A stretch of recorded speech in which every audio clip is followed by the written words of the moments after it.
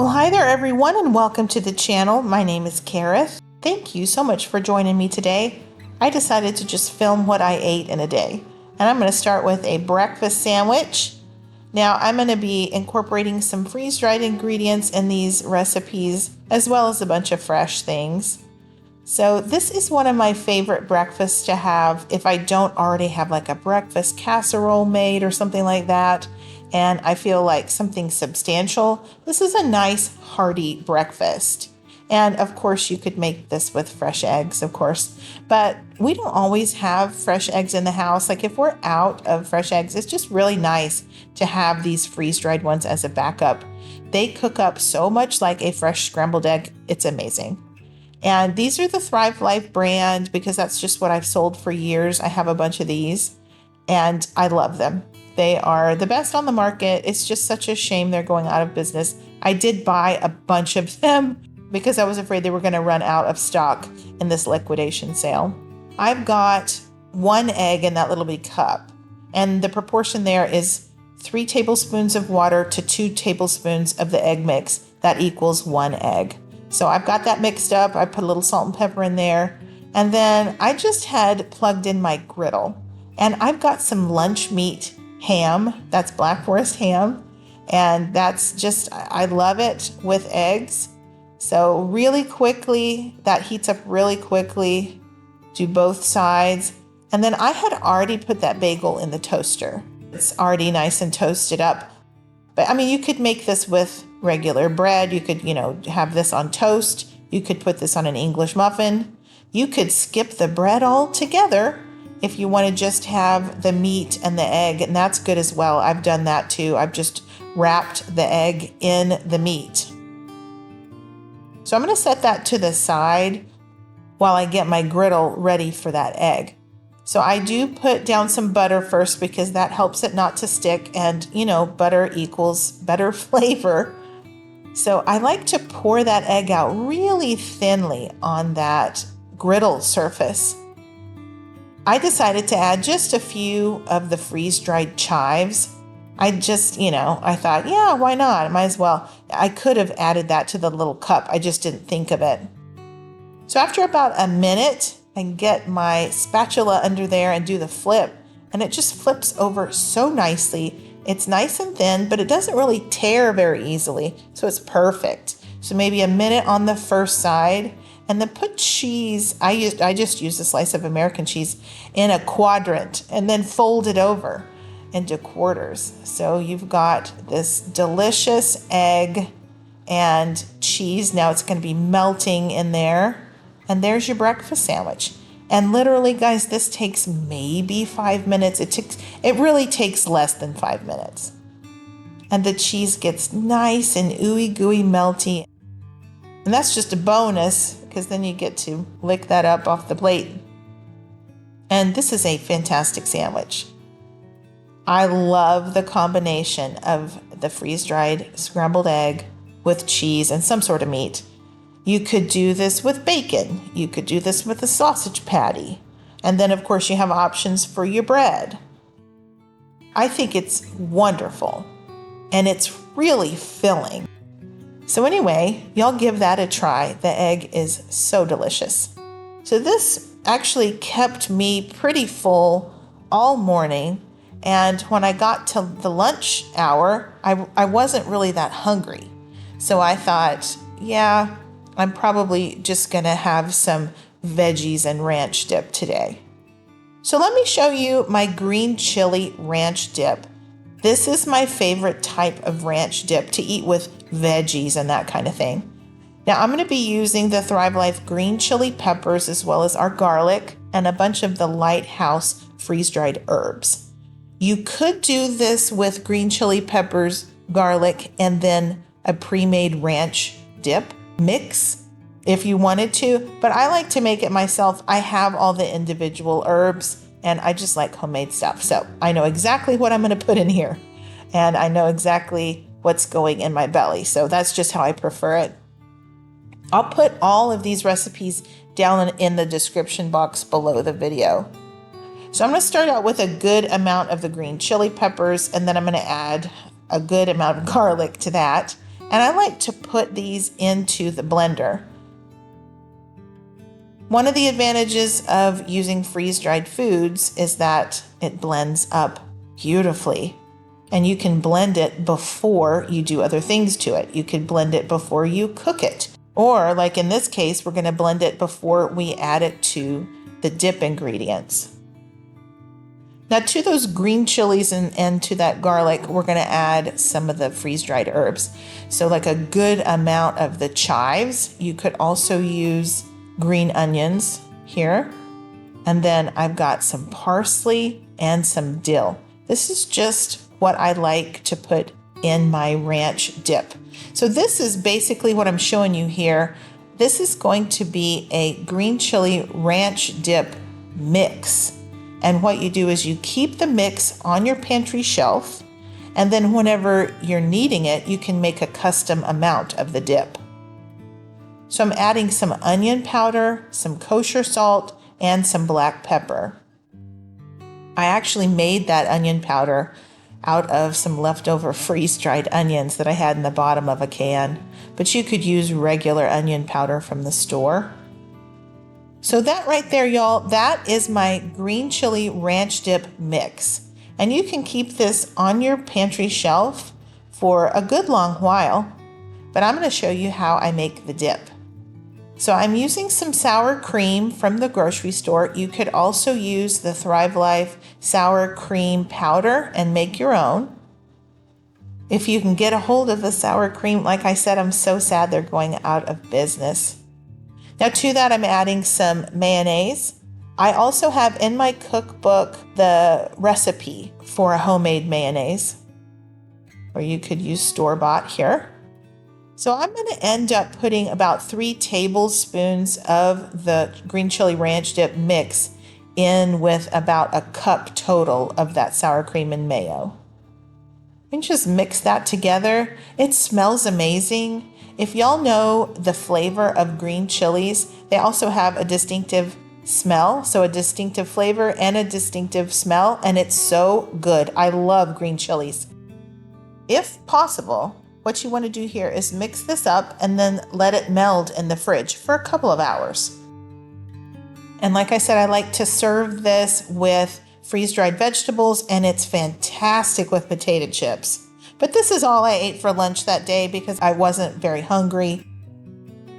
This dip is so good.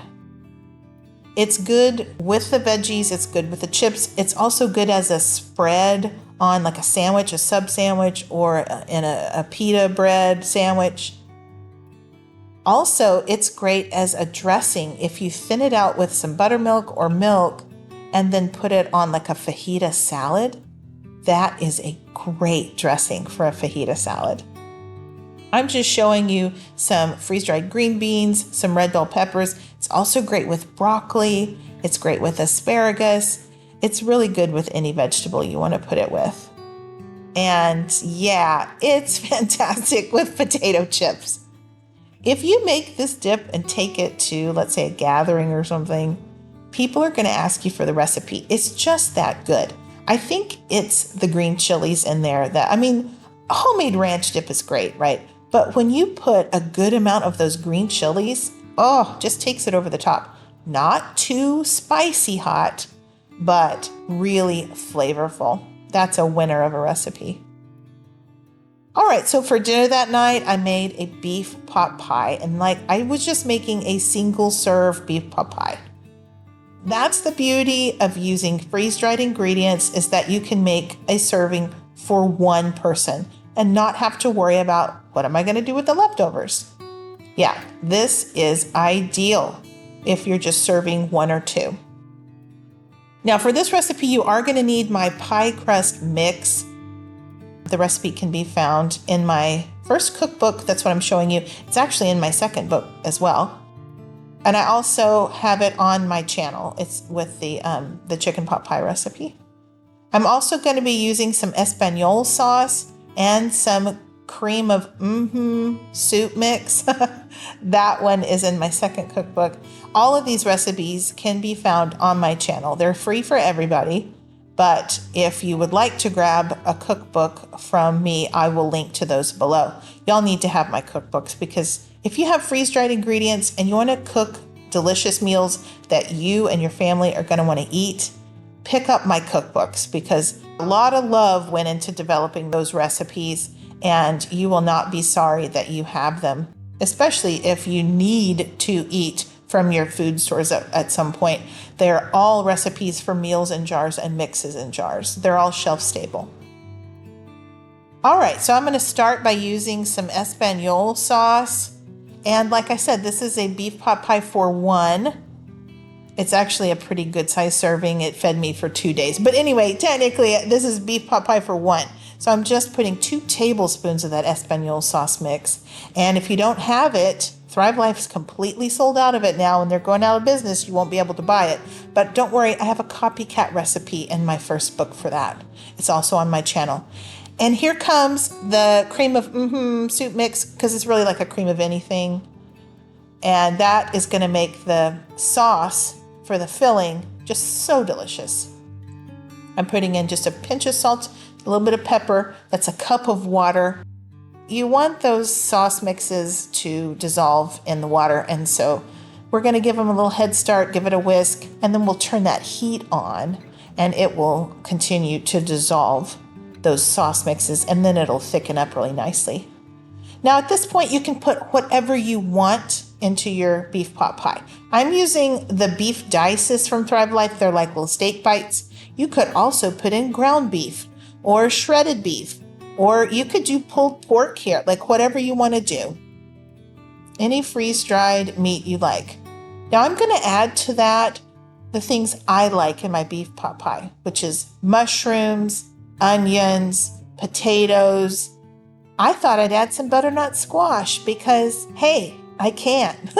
I have an open can of it. I might as well try it. I'd actually never put it in there before, and I loved it. I thought it was great. It adds a little bit of sweetness. You could do all potato dices if you prefer, or you could add zucchini to it instead, whatever you like there. Now I added some green peas because I kind of wanted to make myself feel better and put a green vegetable in here. But I mean, leave them out if you don't like them, or substitute green beans if you prefer, like whatever you like. This is totally customizable. Make it your own.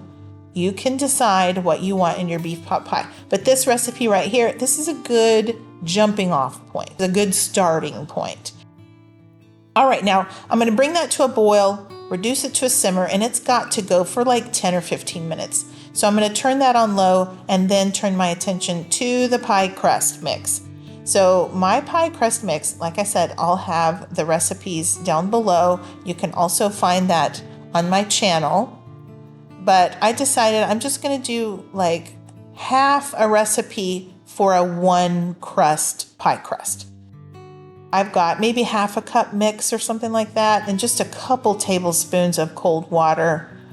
And y'all, I wanted to show you that what you can do to do a bottom crust on a pot pie is you can take that and put it straight into the casserole dish and just press it into the casserole dish.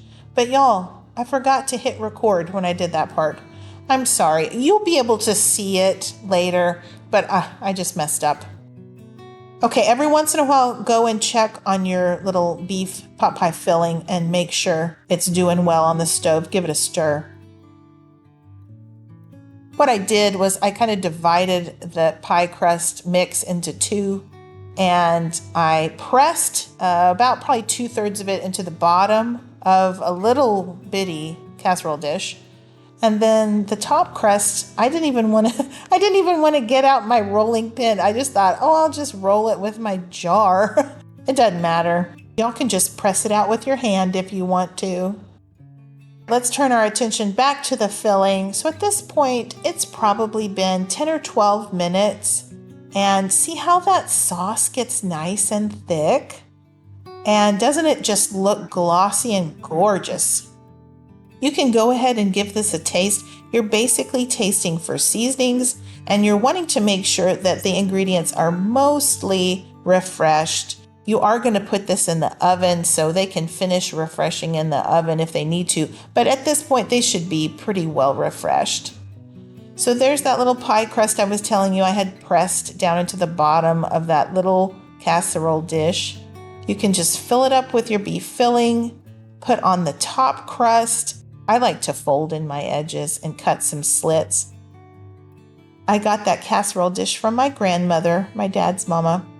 When she passed away, I got to go through her kitchen and keep some of her things. And she had that little casserole dish, and I just love it. I think of her every time I use it.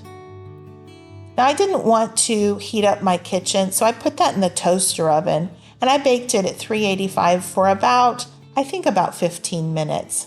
And isn't that just gorgeous? It turns out great. Now, you don't have to do a bottom crust for your beef pot pie. I just wanted to show you that you could, if you wanted to. You can make a custom amount of pie crust from that mix and then just press it into the bottom of a dish. It turned out wonderfully, and it smells amazing in my kitchen when this bakes. This is restaurant quality food. And yes, I just made it, for myself for dinner, but you could totally make this for company, double the recipe, make it bigger if you have a guest or whatever.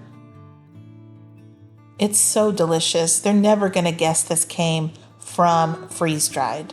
Like, these ingredients were on your pantry shelf. What? Yeah, it tastes amazing. Now, I did let it sit for probably 10 minutes because, hot lava burns. So let it sit a little bit so you don't burn your mouth.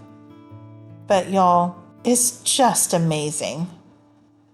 I love, love, love cooking with freeze-dried ingredients for just everyday meals. It's just one of my favorite things. I hope y'all can tell that. I love what I do. I love creating these recipes for you. I really enjoy filming and then taking pictures and all the things. I hope that comes across. I really enjoy what I do. I hope you try these recipes and let me know what you think down in the comments. And like I said, a lot of the recipes for my mixes can be found in my cookbooks, which the print versions are available on Amazon. I will link to those below if you'll please use my link. That helps as well. And then also, I have ebooks if you prefer them in digital form, and they are on my website, which is thefreezedriedfoodie.com. I'll link to that below as well. This recipe is not in any of my cookbooks. This is the first time I've filmed this for you, and it just turned out amazing. I hope you try that recipe and love it. Well, all right, guys, thanks so much for watching my video today. I hope my recipes help to inspire you to open up your cans of freeze-dried food and get to cooking. I have a verse I wanted to share with you today, and it's Numbers 6:24, and it reads, "May the Lord bless you and keep you. The Lord make his face to shine upon you and be gracious to you. The Lord turn his face toward you and give you peace." All right, guys, have a wonderful day, and until next time, y'all, take care and keep thriving.